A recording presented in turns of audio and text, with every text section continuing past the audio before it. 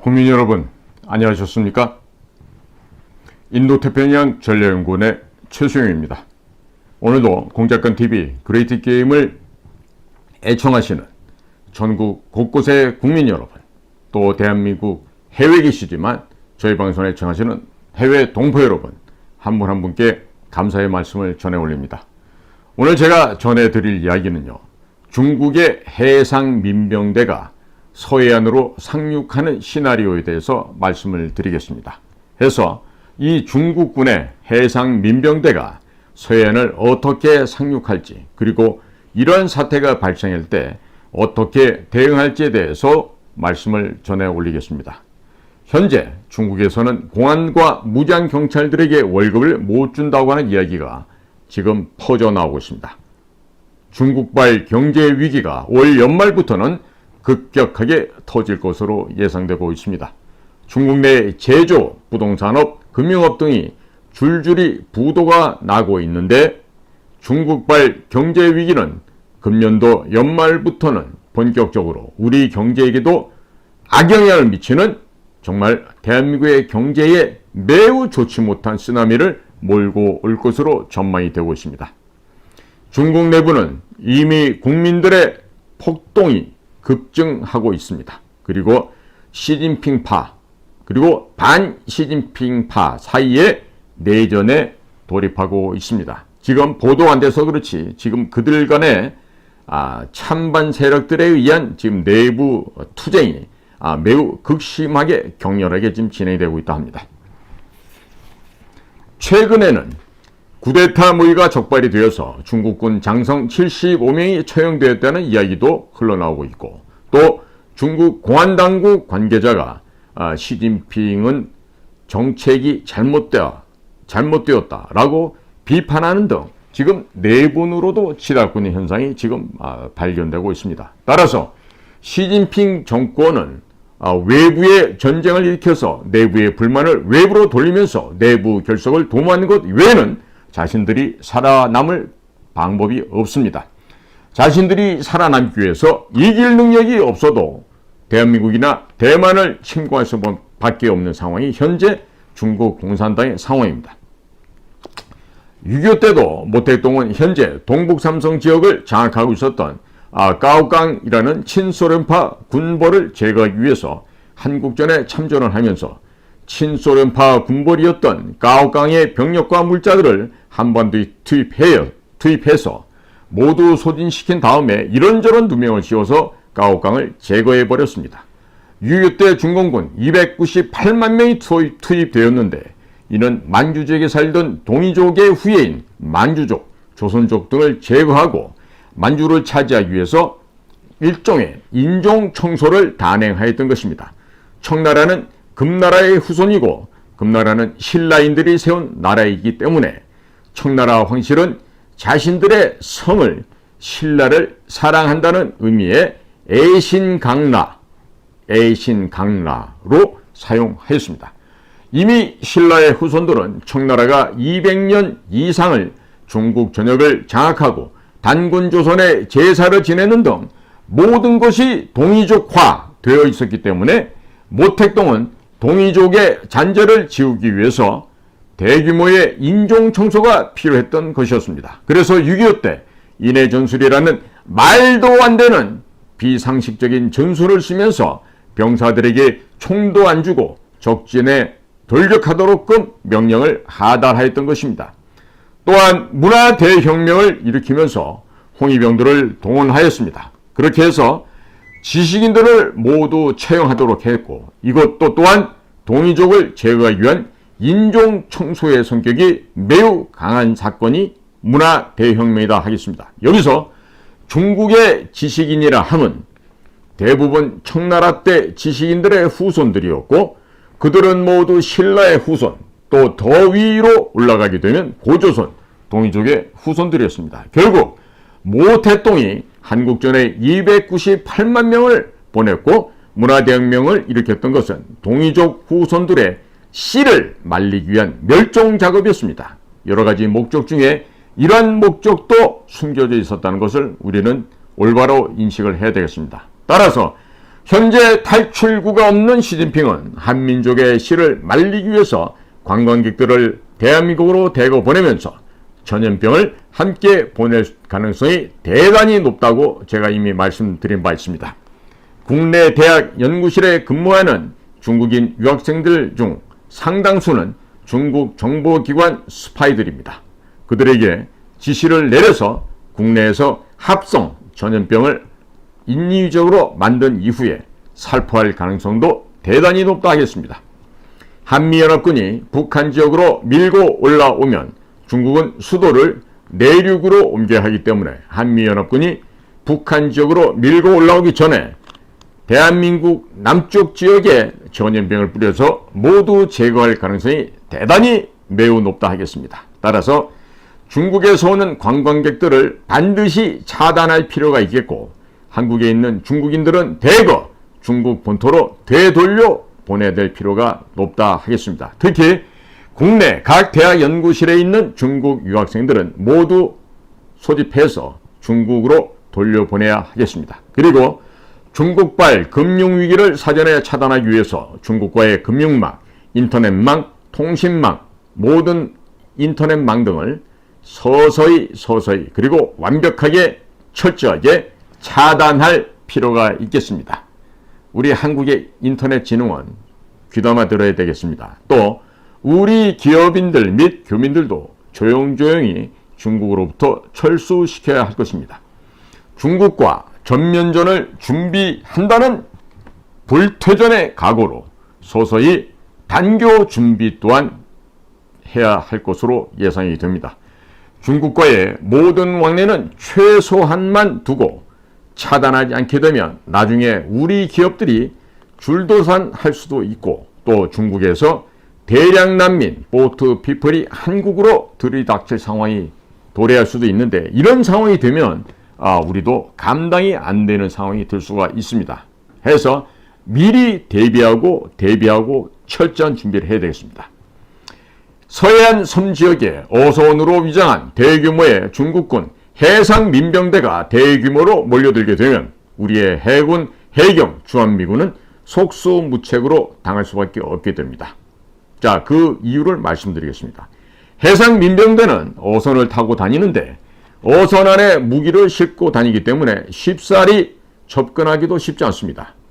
휴대용 함대공 미사일도 싣고 다닐 수 있기 때문에 우리 영공을 비행하는 대한항공, 아시아나 항공기, 각종 민간 여행 항공기들을 격추시킬 수도 있을 것입니다. 그리고 또한 이들이 타고 다니는 배는 목선이기 때문에 레이더에 잘 안 잡힙니다. 또 일본이나 우리나라 어선들은 혹시 모를 해상 재난 시를 대비해서 구조를 위해 선체를 눈에 잘 띄는 흰색으로 도색을 하거나 아니면 눈에 잘 띄는 노란색, 주황색 등을 많이 사용하기 때문에 달빛만 있어도 잘 보입니다. 또한 선박 식별 장치를 의무적으로 달고 다니기 때문에 날씨가 나빠서 눈으로 볼 수 없는 경우에도 레이더에는 이 선박에 대한 정보가 모두 뜨게 됩니다. 정정당당하게 신고를 하고 조업을 하니 자기 자신의 위치를 숨기거나 은닉할 필요는 전혀 없는 것입니다. 그러나 중국 어선들은 모두 불법으로 조업을 하기 때문에 나무도 시꺼먼 나무를 사용하고 배를 만들어서 선체를 어두운 색깔로 칠을 하고 선박 식별장치 같은 것도 달지 않고 다니기 때문에 보름달이 뜬다 하더라도 해상에서조차 잘 식별이 되지 않습니다. 바다 색깔이 짙고 검푸른 색이기 때문에 중국 어선들은 바다색과 선체의 색상이 유사해서 낮에도 그들을 잘 식별할 수가 없습니다. 이들은 수십 척이 아니라 수천 척이 조업을 하고 그러한 군단이 수백 개, 수천 개가 바다 위에 떠다니고 있는데 남태평양을 건너서 중남미까지 가서 불법 조업을 하고 있는데 이 가까운 서해 바다를 못 건너올 리는 없다 하겠습니다. 특히 서해안에는 봄가을로 짙은 해무가 많이 낍니다. 해무가 끼면 가시거리가 자기 손바닥이 안 보일 정도로 좁아집니다. 가시거리가 15cm, 20cm까지 줄어들게 됩니다. 중국군 해상 민병대가 이런 때를 맞추어서 그냥 밀고 올라오면 우리 해경과 해군이 이들을 발견하고 모두 격침한다는 것은 불가능한 일이 될 것입니다. 따라서 우리 해군과 해경은 국내 방산업체 카이에서 개발하고 생산하는 소형 무장 헬기와 수리온 무장 헬기를 대량으로 배치하여서 육상에서 출격, 서해안으로 넘어오는 중국 어선들을 모두 격침시킬 준비를 해야 하겠습니다. 헬기에서 20mm 기관총으로 어선을 쓸고 지나가게 되면 선체에 구멍이 뚫리게 되고 침몰하게 됩니다.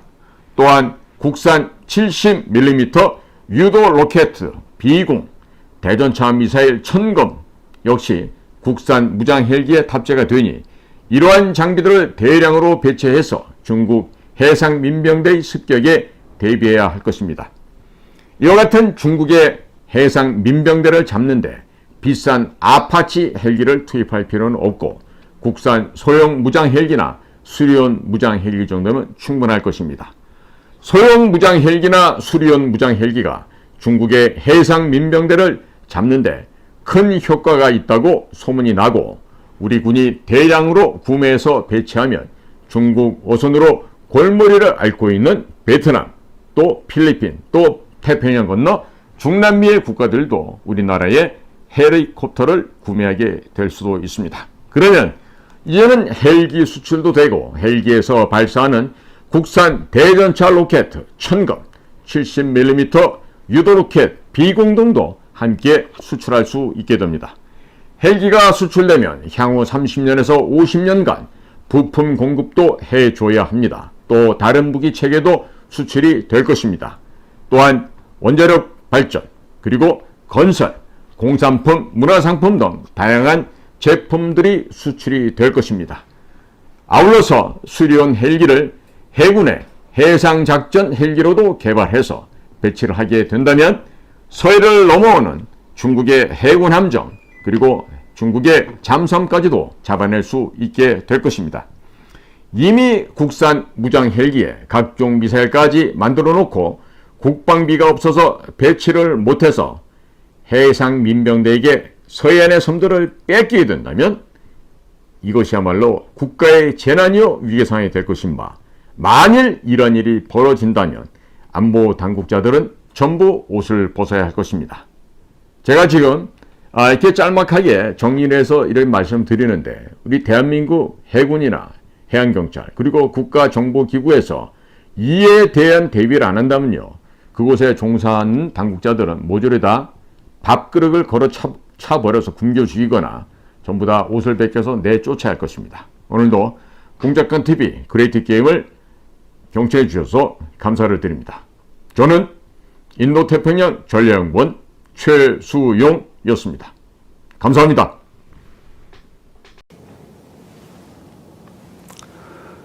사랑하고 존경하는 국민 여러분, 자유민주당 대표 고영주 변호사입니다. 2024년 내년 4월 10일에 실시되는 총선에 대비하여 저희 당 공약 13가지를 발표하겠습니다. 첫째, 국회의원 세비는 절반만 받고 나머지는 국고에 반납하겠습니다. 보좌관은 9명 중에서 5명만 채용하겠습니다. 국회의원 불체포 특권 등 국회의원의 모든 특권을 포기하겠습니다. 이상 말씀드린 내용은 법 제도 개정 이전에 스스로 실천하도록 하겠습니다. 저희가 이 공약을 내세우게 된 이유는 요즘 국회의원의 개혁, 국회 개혁, 또 정치 개혁 문제가 사회적 논란이 되고 있습니다. 그런데 이 국회 밖에서 아무리 정치 개혁, 국회 개혁을 부르짖어도 국회의원들이 기득권을 포기하고 자기네들 특권을 포기할 리가 없습니다.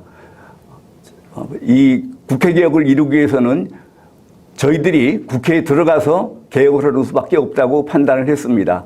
그래서 저희 당 후보를 뽑아주시면은 저희 당 후보는 당선되면은 방금 말씀드린 바와 같이 국회의원 세비는 절반만 받고 나머지는 국고에 반납할 것이며 보좌관은 9명 중에서 5명만 채용하도록 하고 불체포 특권 등 모든 국회의원의 특권을 포기하도록 하겠습니다. 두 번째, 문재인에 대한 간첩죄를 수사하도록 추진하겠습니다. 문재인이 도보다리에서 김정은에게 넘겨준 USB에는 국가기밀이 담겨 있어서 정보 공개를 할 수 없다는 통일부의 답변이 있었습니다.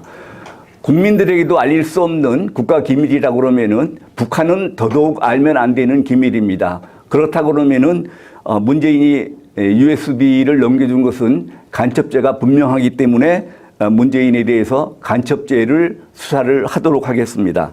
그리고 북한과 접촉을 할 때 김정은이 그냥 만나준다는 것은 상식에 반하는 일입니다. 그래서 김정은에게 대북 송금을 얼마나 해주고 만났는지 그 부분도 조사를 하도록 하겠습니다. 다음에 세 번째는 반국가 활동하는 시민단체의 보조금을 전액 폐지하도록 하겠습니다. 현재 시민단체에 대한 각종 보조금이 102조 원이나 된답니다. 국방비가 57조 원인 거에 비하면은 너무나 많은 금액이 시민단체들에게 나눠지고 있습니다. 특히 이 시민단체라고 하는 사람들은 대부분 좌파 시민단체들이었는데 좌파 시민단체들은 주로 반국가 활동을 해왔고 그 반국가 활동을 국고 보조를 받아가지고 해왔습니다. 이런 일이 없도록 하기 위해서 반국가 활동을 하는 시민단체에 대해서는 보조금을 전액 폐지하도록 하겠습니다. 다음에 네 번째, 법인세는 일단 20%까지 인하하고 성과가 좋으면은 15%까지 인하를 하도록 하겠습니다. 현재 OECD 국가의 법인세 평균이 21%랍니다. 이렇게 되면은 중국에 가 있던 업체들이나 일본에 가 있던 업체들이 다시 돌아올 수 있고 또 우리나라가 세계의 공장으로 성장할 수 있습니다. 그리고 기업가가 존경받는 사회를 건설하도록 하겠습니다. 이상입니다. 감사합니다.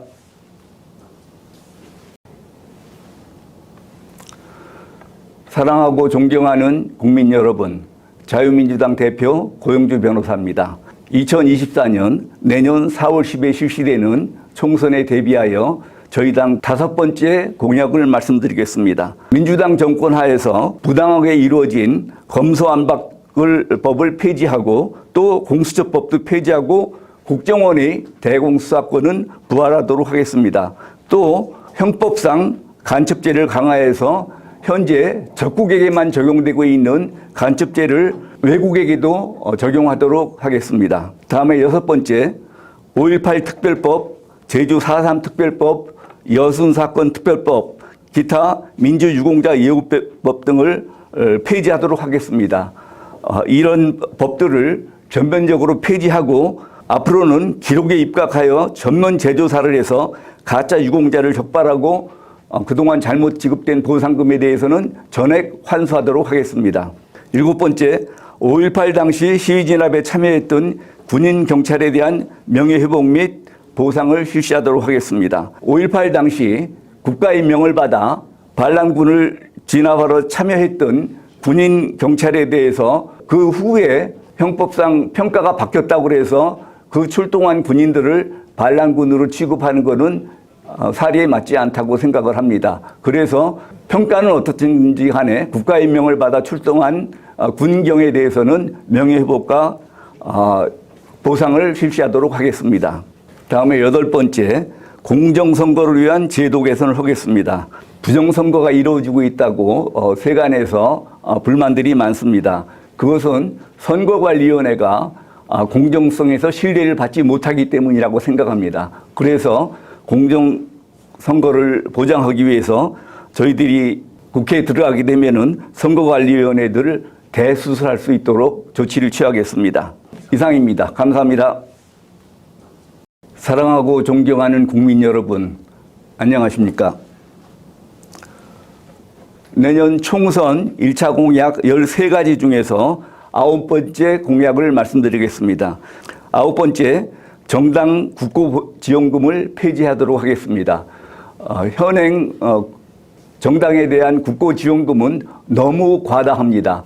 그래서 지금 국회의원들은 선거를 치를 때마다 엄청나게 재산이 불어나고 있습니다. 이런 거는 어떻게 보면은 국회의원들이 특권을 이용해서 국고를 빼먹는 것이라고 할 수 있습니다. 그래서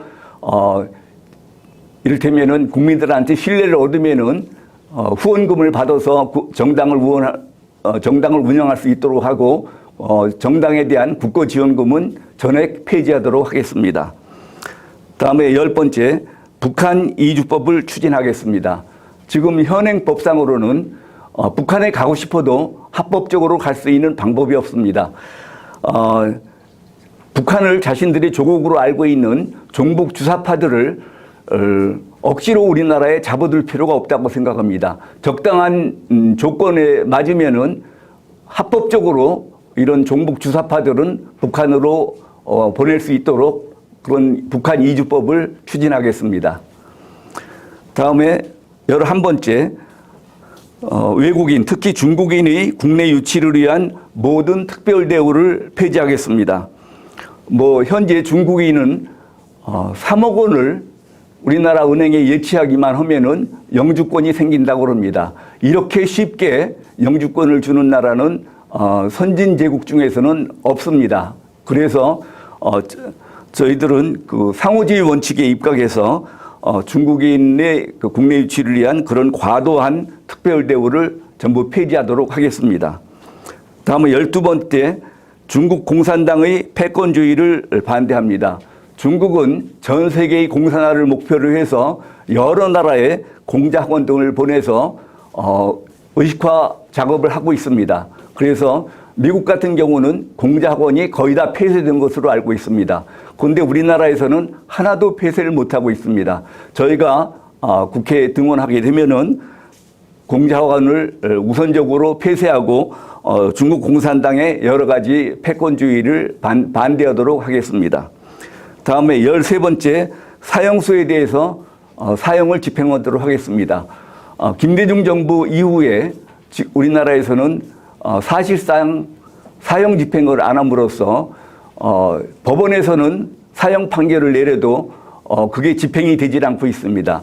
형사소송법에 의하면은 6달 이내에 법무부 장관은 사형 집행 명령을 해야 되고 사형 집행 명령이 있으면은 닷새 이내에 집행을 해야 됩니다.